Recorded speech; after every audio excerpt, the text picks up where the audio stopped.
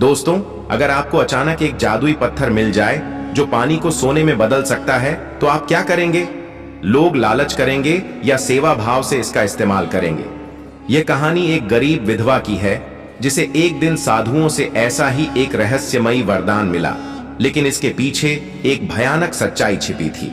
तो आइए जानते हैं, लेकिन उससे पहले अगर आप इस चैनल पर नए हैं तो चैनल को जरूर सब्सक्राइब करें। तो चलिए शुरू करते हैं। बहुत समय पहले एक छोटे से गांव में सुमित्रा नाम की विधवा रहती थी। उसके पति का देहांत हो चुका था और वह अपने छोटे बेटे गोपाल के साथ गरीबी में जीवन बिता रही थी। गांव में कोई उसका साथ नहीं देता था क्योंकि समाज विधवाओं को अशुभ मानता था। उसकी झोपड़ी टूटी फूटी थी, खाने को मुश्किल से रोटी मिलती थी और कई बार तो भूखे ही सोना पड़ता था। लेकिन सुमित्रा ने कभी किसी के आगे हाथ नहीं फैलाया। वह अपने स्वाभिमान और मेहनत से जीना चाहती थी।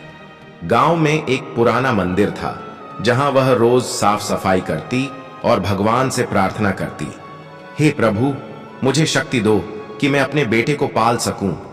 एक दिन भयंकर तूफान आया। आकाश में काले बादल छा गए और बिजली कड़कने लगी। गांव के लोग अपने अपने घरों में छिप गए। लेकिन तभी सुमित्रा ने देखा कि 3 साधु मंदिर के पास भीग रहे थे। वह दौड़कर गई और बोली, महात्मा जी, आप अंदर आइए, इतनी भयंकर बारिश में आपको ठंड लग जाएगी।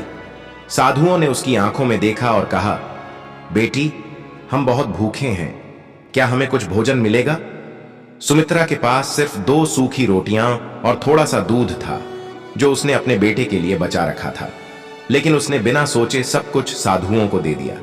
गोपाल बोला, मां, हमारे पास तो कुछ बचा ही नहीं। सुमित्रा ने प्यार से कहा, बेटा, जो दूसरों की सेवा करता है उसकी रक्षा भगवान खुद करते हैं। रात हुई, साधु विश्राम करने लगे। सुबह जब वे जाने लगे तो उनमें से एक साधु ने कहा, सुमित्रा, तुमने हमारी सेवा की है, हम तुम्हें एक वरदान देना चाहते हैं। दूसरे साधु ने कहा, लेकिन याद रखना, यह वरदान तुम्हारे भाग्य की परीक्षा भी लेगा। फिर तीसरे साधु ने अपना कमंडल उठाया और उसमें से एक छोटा सा पत्थर निकालकर सुमित्रा को दे दिया। यह कोई साधारण पत्थर नहीं है, जब भी इसे पानी में डालोगी यह सोने में बदल जाएगा, लेकिन इसे सही तरीके से इस्तेमाल करना, वरना अनर्थ हो सकता है। यह कहकर तीनों साधु गायब हो गए। सुमित्रा और गोपाल हैरान रह गए। सुमित्रा ने झट से पत्थर को पानी में डाला। चमत्कार हो गया, पत्थर के छूते ही पानी सोने में बदल गया। धीरे धीरे वह गांव की सबसे अमीर महिला बन गई। उसका टूटा फूटा घर महल बन गया, गरीबों की मदद करने लगी और बेटा अच्छे स्कूल में पढ़ने लगा। लेकिन वह हमेशा साधुओं की बात याद रखती, इसे सही तरीके से इस्तेमाल करना, वरना अनर्थ हो सकता है। गांव वाले अब उसकी इज्जत करने लगे, लेकिन कुछ लोगों के मन में जलन होने लगी। सुमित्रा का पड़ोसी रघु बहुत ही चालाक और ईर्ष्यालु आदमी था। उसे सुमित्रा की अमीरी का रहस्य पता चल गया। एक दिन उसने चोरी से वह जादुई पत्थर उठा लिया और नदी में फेंक दिया। उसे लगा कि पूरी नदी सोने में बदल जाएगी और वह सबसे अमीर आदमी बन जाएगा। लेकिन जैसे ही पत्थर नदी में गिरा, एक भयंकर आंधी आई। नदी का पानी काला हो गया और पूरी धरती कांपने लगी। आसमान से एक आवाज आई, जिसने लालच किया वह विनाश का भागी होगा। अचानक रघु अंधा हो गया।